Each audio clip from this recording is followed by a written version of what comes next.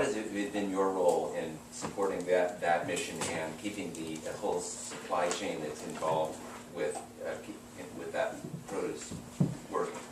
Well, we're kind of on two sides. We're on the farming side, right? So we put we have urban farms in Sacramento, certified organic, and originally when we started, we actually started as a for-profit farm, and we've since transitioned to a non-profit. But in the beginning, if you were to look broadly at what our motivation is to improve health of the environment, health of the individual, health of the community. So that's kind of at the root. That's our guiding, our goal, improved health.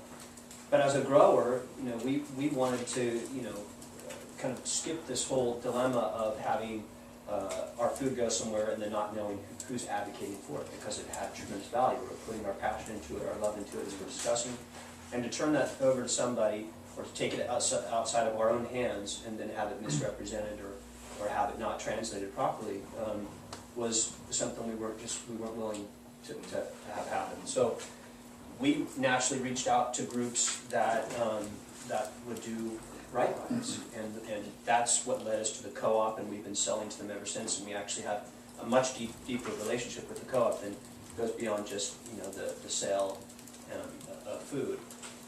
It goes into the education and so on. We also participate, as you suggested, in sales, distribution kind of outlets on a variety of levels. So our role in this is to figure out different ways to get our food into different environments as a farm, right? We're kind of taking ownership of that ourselves and saying, well, we'll pilot a farm stand. We'll try to start a farmer's market. We'll work with cooperative stores that tell our message. We'll do our own food box program. So we're kind of piloting and testing things out, hopefully trying to create replicable, examples, models that other farmers can turn to and hopefully motivate themselves. Just ultimately, the co-op is a wonderful mechanism, but we're also interested in farmers taking control of their food and making that direct link between the farm and the eater. Some farmers that works great for, others they want to turn it over to somebody else, but we do need to bridge that gap so that identity of the farmer is captured, right? Because right now that's simply not the case for a vast majority of farmers. And then our other role in this really is to look at Sacramento specifically and say, look at what's happening there in terms of how much food is being produced there, is being consumed there, under what conditions is it being grown, who's accessing it, and then we do a whole bunch of work in that arena, which has led us to partnerships with CAF and others to look at a food hub mechanism, which I can talk about. Maybe you should talk about it now. Well, the short of it is that we started working with CAF, Community Alliance for Family Farmers, it might have been about 5 years ago. I was working with Dave Lunston and subsequently with Bob Corson. And they had been testing out this model called Growers Collaborative. Paralleling that is we had received a grant from the California Endowment to do some work. It was called the Healthy Food for All grant. And it was really meant to kind of get at underserved access. So we were trying to figure out mechanisms, whether it be farmers markets or farm stands or what have you, to get food from our local growers into kind of our food deserts, some of our lower income communities. And what we found that kind of brought us together with CAF is that from a personal standpoint, from an efficiency standpoint, we were driving all over town to pick up produce from these different growers because that mechanism did not exist in Sacramento at all. And Growers Collaborative was doing something similar, but outside of the Sacramento community.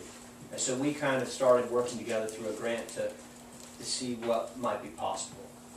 The outgrowth of that was, this is crazy. CAF figured shouldn't be in the distribution business. I don't want to be in the distribution business. I want to figure out a way to get food into the community. And there's a staggering statistic for Sacramento that, out of all the food that's grown in the valley, which is 3.5 million tons of food, 98% of it goes out. We actually import most of our food in Sacramento, which is just mind-boggling. There's a few pockets like Cape Bay Valley and Placer Grown and folks like that. They're producing high-quality food, but they're serving just a tiny percentage of the population in Sacramento. And so we were like, this is ridiculous for a community that can grow a lot of food. It has the great climate, it has the political capital, it has water, it has both an established grower community and infrastructure, as well as an immigrant population that is actually interested in growing more food but lacks resources. We need to figure out a mechanism to capture more of that food and promote more of that local food production, and then get it out into a variety of outlets, not just micro like farm stands, but macro like schools and hospitals and so on. So thus emerged the concept of a Sacramento Food and Aggregation Hub. And since then, what has happened is that we're going through a pretty intensive business planning process. But the conversation has broadened to include other regional stakeholders. So we're really looking at more of a regional, urban, rural connection strategy, which is micro in the sense of looking at the Sacramento Valley, 6-county region. But it would include places like Esparto and up in the hill in El Dorado County and up in the hill in Placer, figuring out how those, small packing houses and more macro kind of aggregation points can work together to serve multiple functions, which were represented in the slide earlier. Access for underserved residents, storage and cold storage, atmospheric cold storage, and a variety of uses directly for the small growers. Aggregation in the sense that product can be gathered from small and mid-scale growers, packed, and then a distributor like Veritable or Produce Express or somebody else could come and bring their truck and take it. But that issue of transparency, source identity is maintained because it's simply not happening right now. Caroline, how do you see VV interacting with this idea of the hub?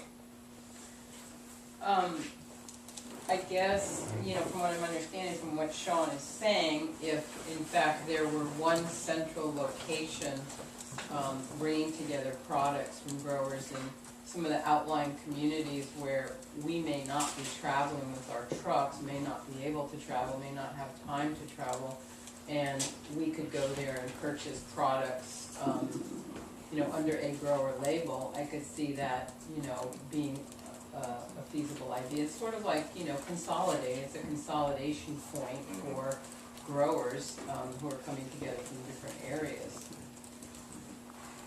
I think that there could possibly end up being some duplication of efforts that we are already, underway. We have trucks that go to a lot of these areas already, so it seems like we should definitely have a conversation to figure out, the idea is to not be running these trucks any empty miles. We were talking earlier about, yes, the number of miles that our trucks travel and the number of the gallons of fuel that we burn it's on our mind, it's on our conscience all the time. It's part of what distribution is about. So if we can collaborate and figure out how to eliminate some of those empty truck miles, then I can see that being a good collaboration. I expect that all distributors who are thinking about the way they might interact with some hub is thinking about it pretty much along the lines that you are right now. But there is something that is unique about this supply chain that you guys represent, which is the level of transparency and up and down that chain. You're talking to each other about everything, it seems like, prices and the amount of supply. VV does something that I've never heard of, which is that you don't seem to object to Annie selling product directly to VV, directly to the co-op, and directly to you. That it seems to be a sort of an open kind of relationship that sometimes you'll be able to, it's more, for a variety of reasons, it makes more sense to sell directly to the co-op, other times it's better to sell to the co-op through VV, and you don't seem to object to that. That's pretty unique. Well, it has been a fact of doing business since our inception that small community-based stores have made connections with their local growers. We see that as just being part of the picture of improving the food system for everyone. That's what we're doing this work for. So you know, I think that the co-op actually is